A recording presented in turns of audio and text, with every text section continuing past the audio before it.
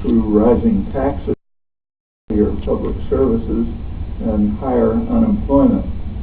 Rather farcically, that's called free market capitalism. That's very little to do with free markets or capitalism for that matter, but it is the way the world works. Well, there's no such recourse when the externalities of environmental destruction are ignored, but these are institutional imperatives, and they're very hard to overcome. They require radical change in institutions, never easy to achieve. The nuclear threat has been with us, of course, since 1945.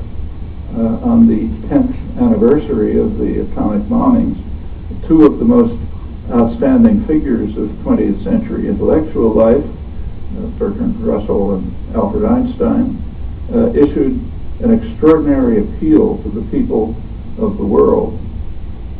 They warned that we face a choice that is stark and dreadful and inescapable. Shall we put an end to the human race, or shall mankind renounce war? Well, mankind has not renounced war, far from it.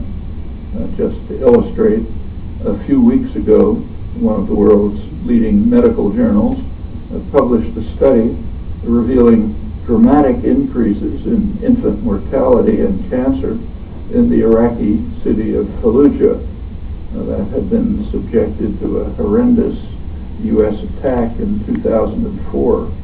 The study found that these terrible effects exceed those reported by survivors of Hiroshima and Nagasaki.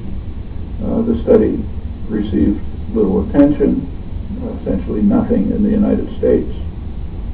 A few years after the Russell-Einstein appeal, in 1962, a nuclear war was barely avoided. Better stay close to this mic. Nuclear war was barely avoided during the 1962 Cuban Missile Crisis.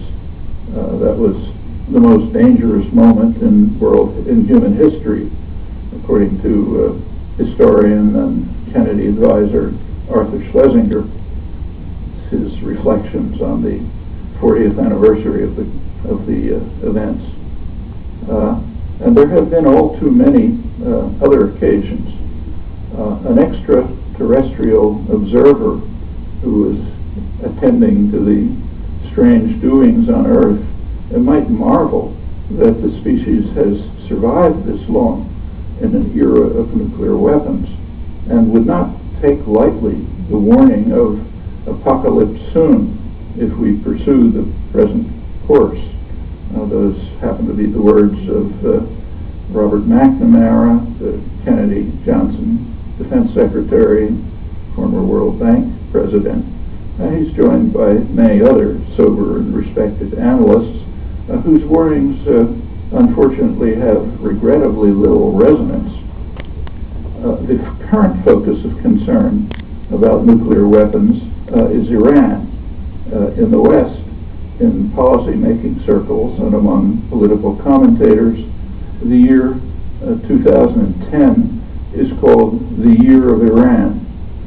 The Iranian threat is considered to pose the greatest danger to world order and to be the primary focus of U.S. foreign policy.